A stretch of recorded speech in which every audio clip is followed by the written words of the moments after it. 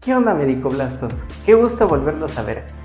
Hoy vamos a hablar sobre la introducción a la endocrinología. Entonces, empecemos hablando sobre qué es la endocrinología. La endocrinología la podemos definir como la ciencia médica que estudia el sistema endocrino, así como su estructura y su función. Ahora, el sistema endocrino es aquel sistema del cuerpo humano encargado de regular todas las funciones o la mayoría de las funciones del organismo. ¿Cómo lo hace?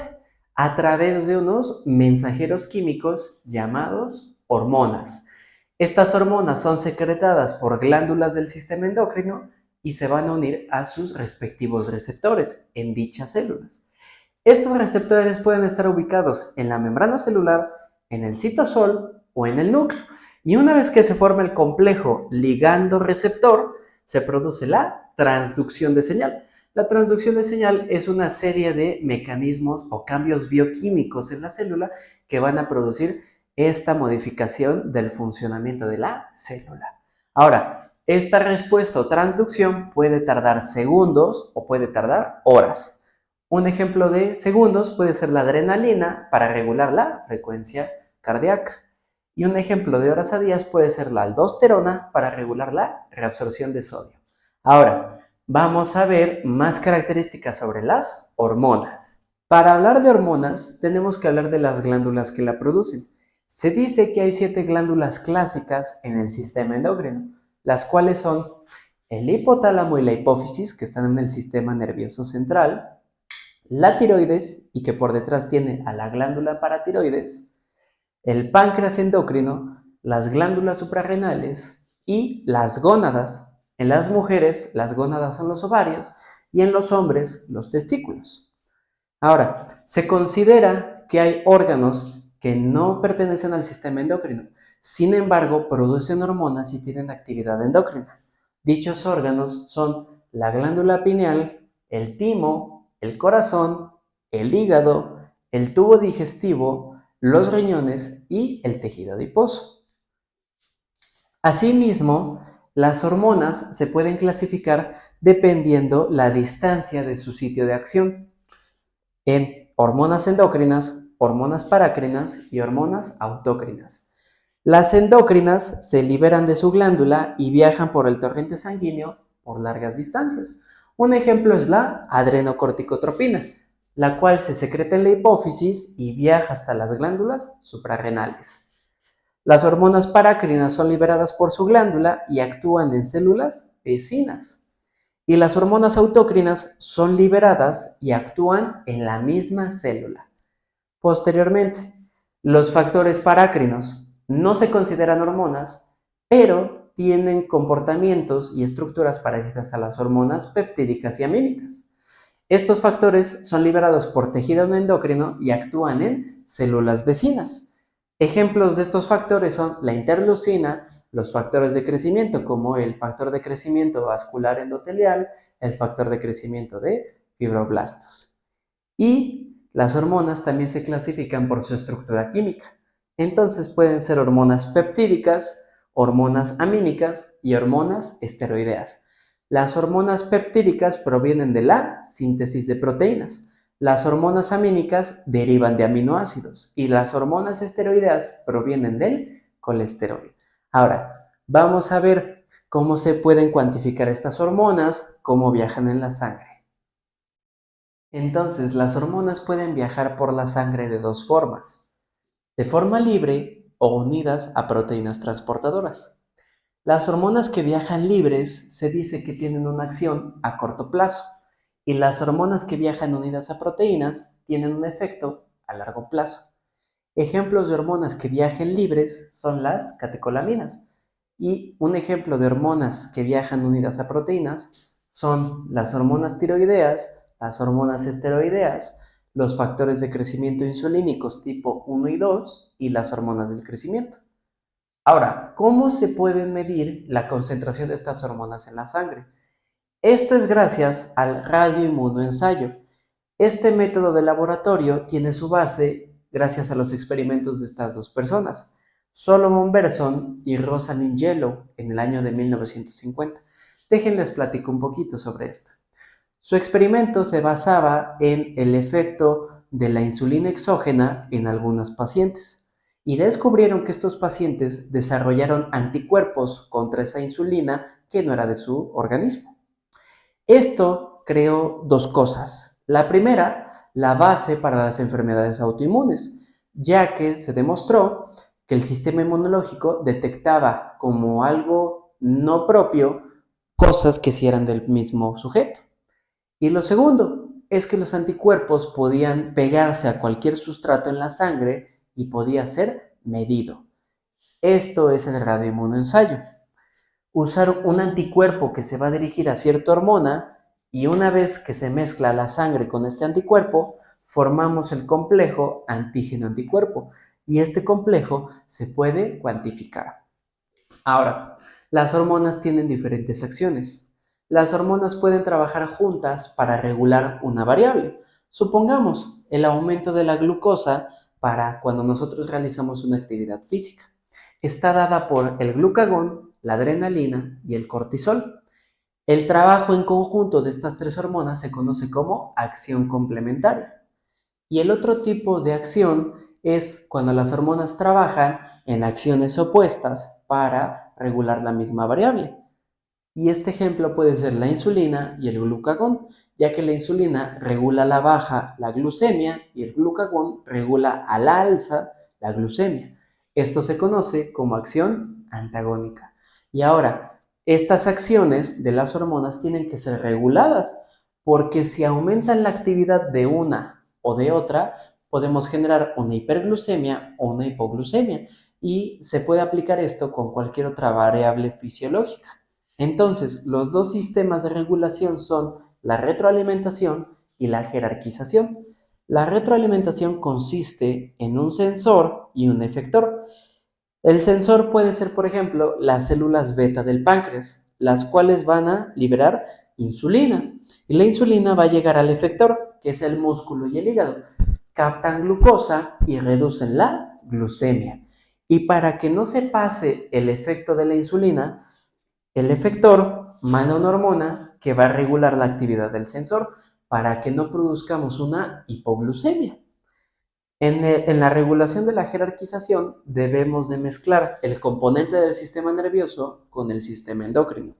Y vamos del órgano que tiene mayor control al órgano que tiene menor control sobre el sistema. Supongamos que estamos en una situación de estrés, como la septicemia y la hipovolemia. La corteza lo va a detectar y va a mandar una señal al hipotálamo, el cual va a liberar a la hormona liberadora de corticotropina y va a llegar esta hormona a la hipófisis. La hipófisis va a liberar a la adrenocorticotropina y esta hormona va a llegar a la corteza suprarrenal, la cual va a producir cortisol. El cortisol va a ayudar a combatir esta situación de estrés y asimismo va a regular a la baja la actividad del hipotálamo y la hipófisis. El hipotálamo y la hipófisis se conocen como eje o sistema hipotálamo-hipófisis, ya que regulan al resto de las glándulas del cuerpo, a la tiroides, a la paratiroides, a las glándulas suprarrenales, al páncreas y a las gónadas. Y ahora vamos a ver cómo funciona este eje hipotálamo-hipófisis. Presento el sistema hipotálamo-hipófisis. Es muy bonito, ¿no? Bueno, vamos a empezar describiendo su anatomía. Tenemos aquí un corte sagital del encéfalo. En la parte central nosotros tenemos al diencéfalo. Aquí estaría la porción del hipotálamo y aquí estaría la porción de la hipófisis. Ambas estructuras están conectadas a través del tallo hipofisiario. El tallo hipofisiario está formado por la eminencia media y el tuber cinereum. Ahora, el hipotálamo tiene núcleos que liberan estas hormonas liberadoras o inhibidoras y que viajan por el tallo hipofisiario para llegar a la hipófisis y activar a las hormonas correspondientes. Pero para que suceda esto, nosotros necesitamos dos transportes o dos mecanismos en el tallo hipofisiario. Primero, un conjunto de neuronas que salgan de los núcleos y que transporten las hormonas. Y segundo, un plexo de vasos sanguíneos que abrace o envuelva la hipófisis para que sean transportados fácilmente. Estos plexos de vasos sanguíneos se conocen como sistema portal hipoficiario. Y estos tractos nerviosos se conocen como tractos hipotalámicos hipoficiarios. Ahora, ya una vez que describimos un poquito la estructura y la anatomía, vamos a ver la función. Empezando por las hormonas que se secretan en la parte anterior de la hipófisis, que es la adenohipófisis. Empezamos con las neuronas que salen de los núcleos hipotalámicos. Estas neuronas se conocen como neuronas de soma pequeño.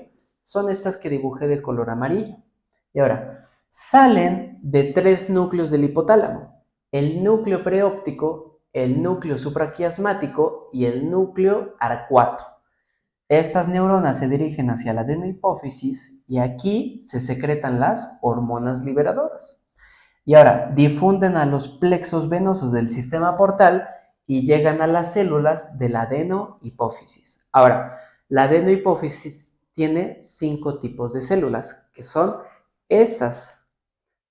En este diagrama podemos observar las 5 células, las cuales son las células corticótropas, las células somatótropas, las células gonadótropas, las células tireótropas y las células mamótropas o lactótropas.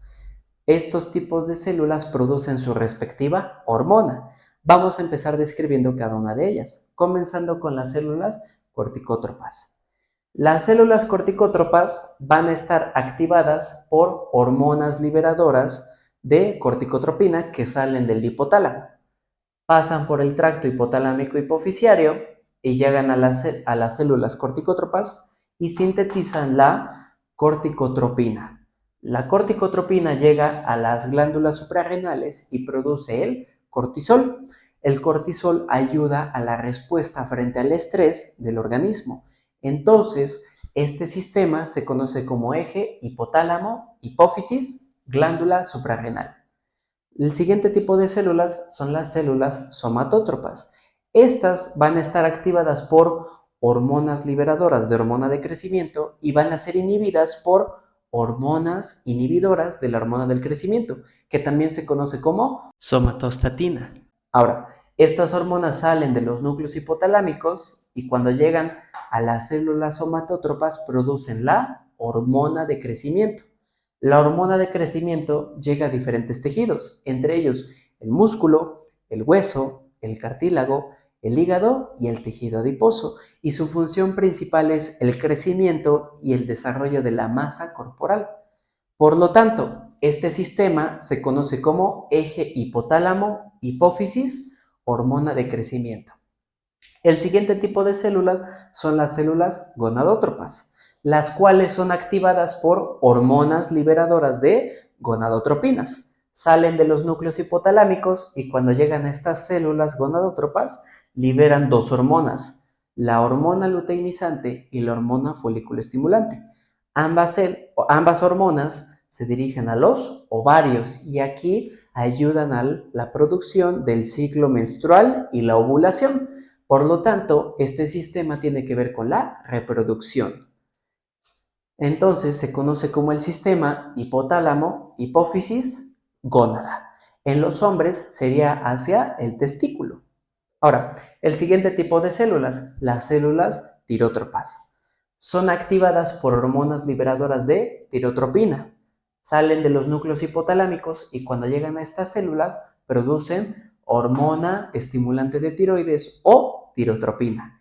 La tirotropina viaja a la tiroides y produce las hormonas tiroideas, la T4 o tiroxina y la T3 o triiodotironina.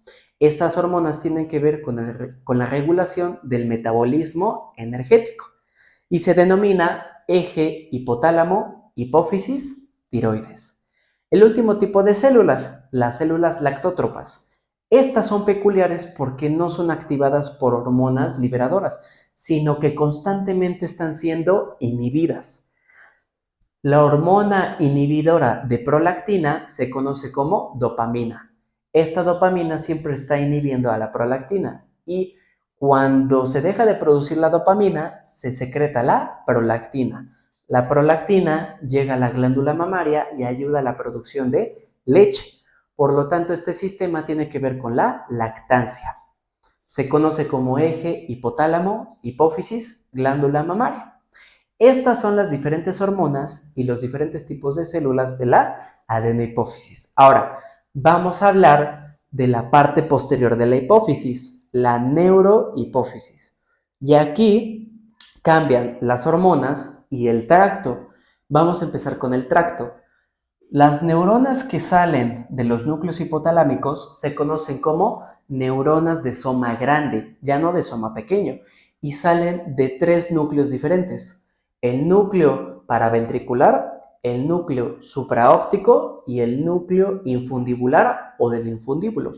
Se dirigen al tallo hipofisiario y liberan sus respectivas hormonas, que llegan a la neurohipófisis y secretan 2 hormonas. La primera, la oxitocina. La oxitocina tiene que ver con la contracción del útero en el trabajo de parto o en el parto. Y la otra hormona es la hormona antidiurética, la cual llega a las células del conducto colector en el riñón y favorece la reabsorción de agua. Por lo tanto, tiene que ver con el equilibrio hídrico. Todo esto es el famoso eje hipotálamo-hipófisis con sus respectivas hormonas. Ahora, vamos a hacer un pequeño resumen para que sea más fácil retener toda esta información que acabamos de ver, ¿ok? Entonces, resumiendo, la adenohipófisis produce hormonas gracias a neuronas de soma pequeño. La neurohipófisis produce hormonas gracias a neuronas de soma grande. La adenohipófisis tiene que ver con las funciones de reproducción, crecimiento, metabolismo energético, respuesta al estrés y secreción de leche. Y la neurohipófisis tiene que ver con la contracción uterina y el equilibrio hídrico. Con esto finalizamos la introducción a la endocrinología. Si te gustó el tema, no olvides darle like, compártelo, suscríbete al canal. Y ahora, recuerda que la clave del éxito es la constancia. Yo soy Enrique Pedrosa y nos vemos en el siguiente video. ¡Hasta pronto!